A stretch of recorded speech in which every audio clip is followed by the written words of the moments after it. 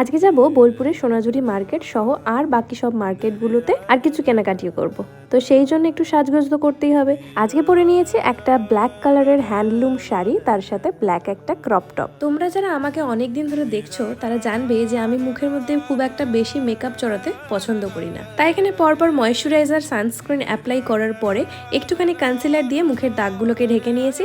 এরপরে eyebrows feel করার জন্য ইউজ করলাম ইনসাইডের আইব্রো ফিলার, আর ইউজ করছি মার্শের কাজল, যেটা বেশ ভালো টেকসই আর তার সাথে অ্যাফোর্ডেবলও। এরপরে কাজল দিয়ে টিপ পরে নিলাম। যদিও এইভাবে টিপ পরার কোনো হিস্ট্রি আমি জানি না, আমি দুঃখের সহিত জানাচ্ছি, কিন্তু তোমাদের মধ্যে যদি কেউ জানো আমাকে অবশ্যই কমেন্টে জানিও।